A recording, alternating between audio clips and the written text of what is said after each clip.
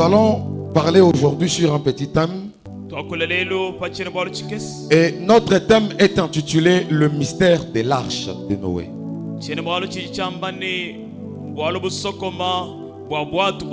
Il est encore un mystère parce que jusque-là, la vérité cachée n'est pas encore dévoilée. Mais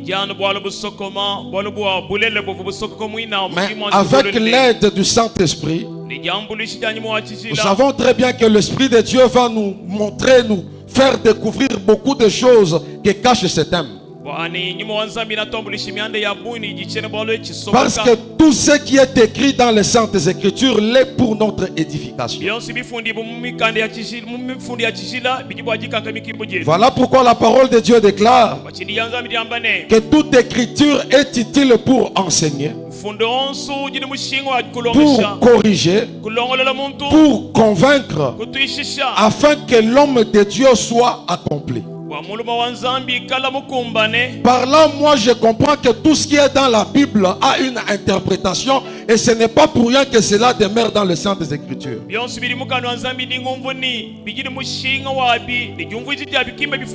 Genèse à l'Apocalypse, le Seigneur Dieu a une pensée qu'il voulait communiquer à son épouse qui est l'Église. Alors ici, Dieu est en train de parler à Noé. Il dit à Noé que Noé, la fin de toute chair est arrêtée par devers moi. Il désirait exterminer toute la race qui se trouvait sur la terre parce que le péché criait plus fort. Mais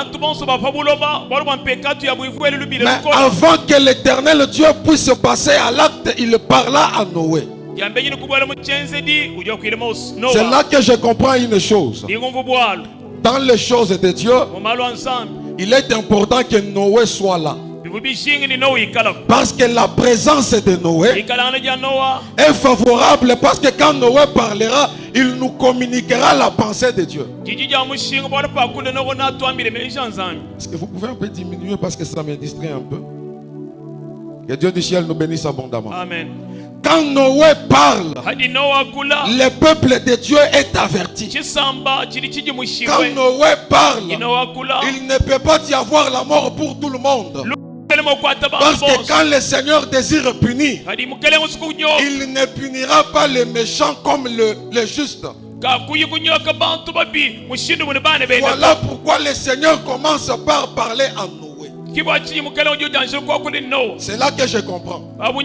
Même dans cette assemblée, pour que le Seigneur puisse te parler, il doit d'abord passer par Noé. Oh, je suis en train de dire à une personne, pour que tu puisses avoir la pensée cachée de Dieu, il faut que Noé puisse te parler. Et le Noé dont je suis en train de te faire voir ce soir, ce n'est pas le Noé de l'ancienne alliance de Genèse, non.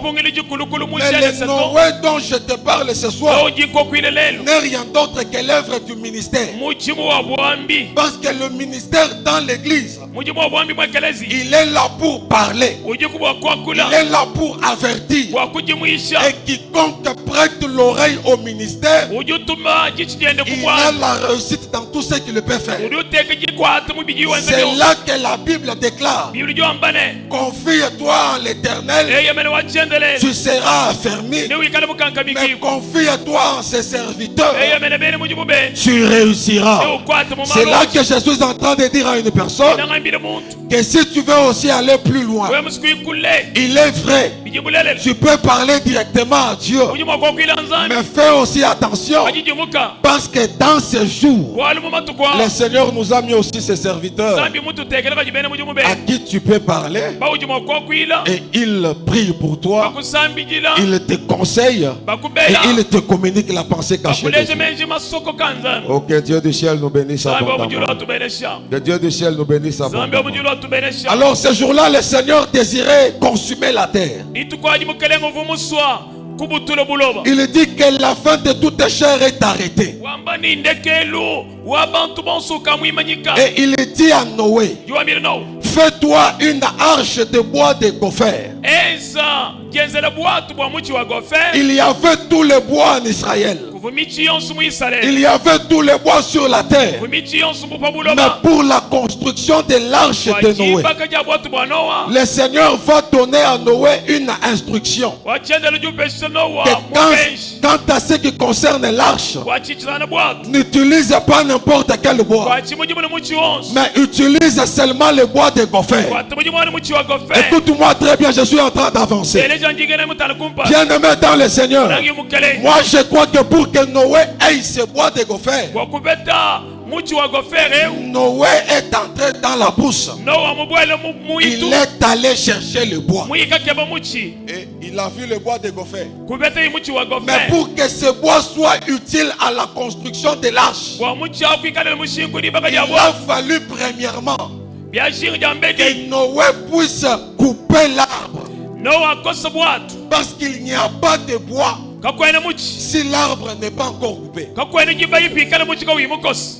Dieu de ciel nous bénisse. Amen. Que Dieu de ciel nous bénisse. Amen. Il fallait premièrement commencer par abattre l'arbre afin que ce bois soit maintenant utile à la construction de l'arche. Moi je comprends que pour que le bois soit utile, il faut que l'arbre puisse divorcer de la terre.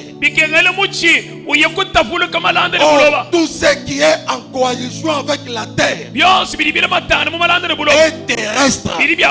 Voilà pourquoi, pour que l'arbre ou le bois soit utile, il faut d'abord le séparer de son lien naturel. C'est là que je suis en train de dire à une personne, même dans les choses de Dieu, il n'y a pas de victoire si tout d'abord il n'y a pas eu divorce avec le péché. Je suis en train de dire à une personne, pour que tu sois utile à la construction de l'arche, pour que tu sois utile pour l'assemblée des premiers-nés, il y a une première condition, et la condition est celle que tu te sépares de ton lien naturel qui était la terre. Oh, je veux dire à une personne ce soir, le Seigneur ne demeure pas là où il y a les pécheurs. Oh, je dis que le Seigneur n'exauce même pas les pécheurs. Mais pour que le Seigneur puisse t'exaucer, la première condition, tu dois d'abord te séparer de la terre. Il n'y a pas de bénédiction sans divorce avec la loi du péché.